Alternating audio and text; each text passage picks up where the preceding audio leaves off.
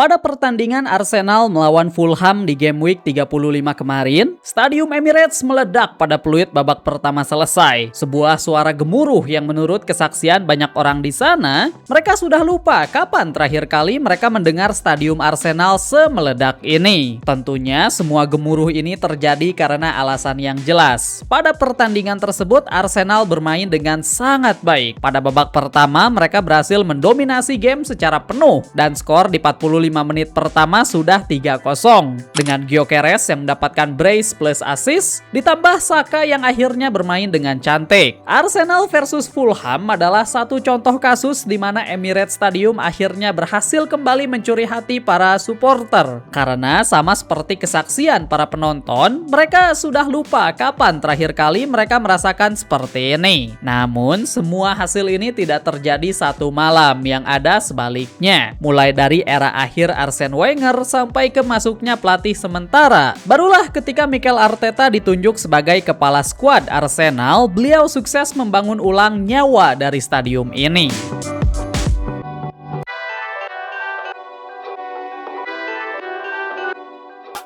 Sebelum menjadi kepala skuad Arsenal, Arteta merupakan bagian penting dalam jajaran staf kepelatihan Pep Guardiola di Manchester City. Namun, apa yang mungkin tidak kalian ketahui mengarah kepada rencana dari Arteta untuk Arsenal yang sudah muncul sebelum dia bergabung. Gambar itu, nuansa yang ada di stadium. Penonton yang datang hanya memenuhi 50% kapasitas saja, dan gambar ini menyentuh pikiran saya. Pertandingan yang dimaksud Arteta di sini adalah Arsenal versus Manchester City yang hasilnya Arsenal kalah telak 3-0. Pertandingan yang kala itu Freddie Ljungberg sedang bekerja sebagai pelatih sementara Arsenal. Semenjak pertandingan tersebut, Arteta akhirnya sadar kalau dia tidak bisa terus membiarkan klub yang pernah dia pimpin sebagai kapten terus seperti ini. Alhasil, tidak lama kemudian Arteta resmi diangkat sebagai kepala skuadnya di umur yang relatif masih sangat muda, yakni 37 tahun. Arteta mengerti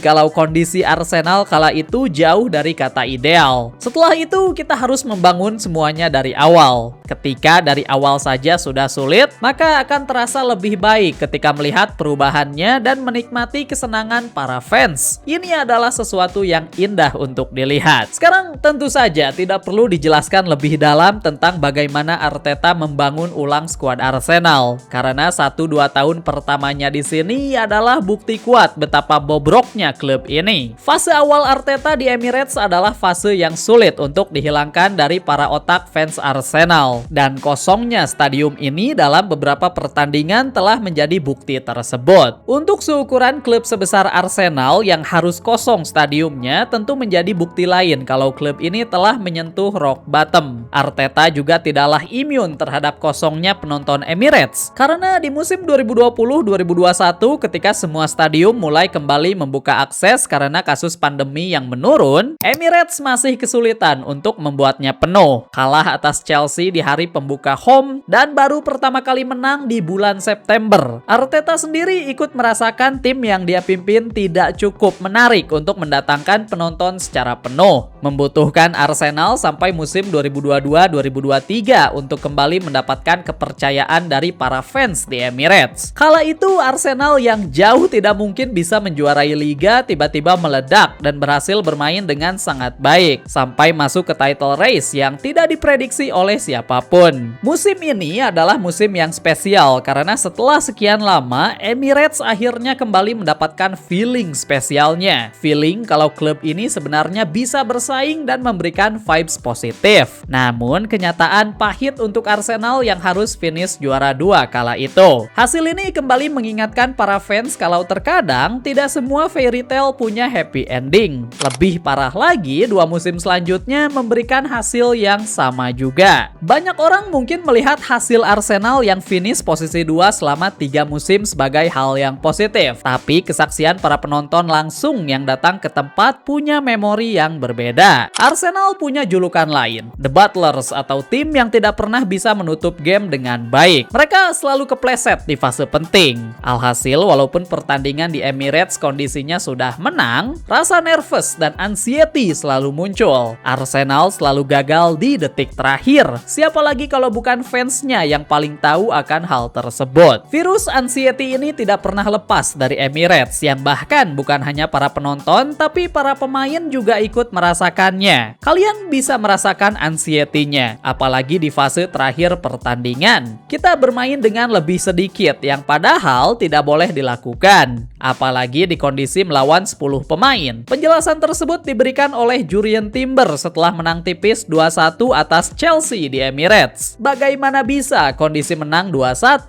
dan Chelsea yang bermain dengan 10 pemain masih bisa mendikte pertandingan di 20 menit terakhir? Ini adalah bukti anxiety yang kuat ada di Emirates. Para fans bukannya hype dan senang melihat timnya menang, tapi mereka takut kalau kejadian yang sama kembali terjadi. Maju ke akhir musim, barulah kalian mulai bisa melihat kembalinya nyawa dari Emirates. Kepercayaan dari para fans kembali untuk Arteta dan mendukung skuadnya. Kepercayaan yang mereka yakini akan berakhir manis kali ini. Pertandingan melawan Fulham adalah satu contoh terbaik, karena Arteta sendiri yang mengakui kalau akhirnya dia bisa melihat nuansa Emirates meledak dan sesuai dengan harapan. Ketika satu stadium memberikan level energi, passion, dan optimisme sebesar itu, para penonton akan bermain bersama pemain di setiap aksi. Ketika kita sedang memegang bola, ketika musuh memegang bola, dari setiap elemen para penonton terasa hidup sepanjang game. Keuntungan dari dorongan seperti ini sangatlah berharga, dan saya rasa kalian tidak akan bisa menghitungnya. Satu tim terasa berbeda. Penjelasan Arteta setelah skuadnya berhasil menang tipis 1-0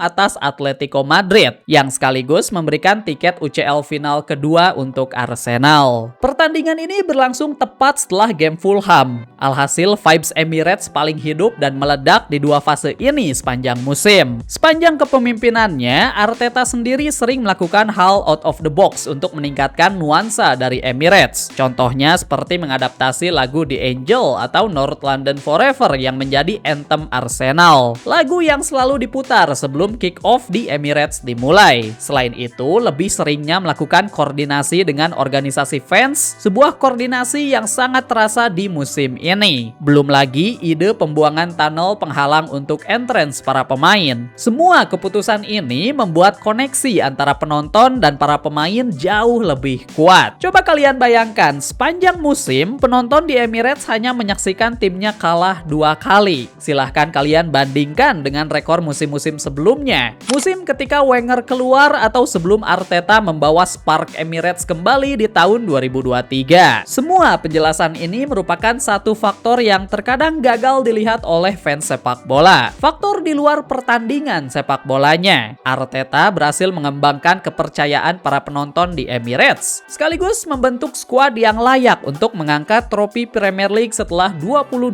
tahun lamanya. Arteta berhasil menghilangkan image buruk dari Emirates, lalu merubahnya menjadi sebuah kenangan indah yang tidak akan terlupakan untuk para penonton langsung di Emirates.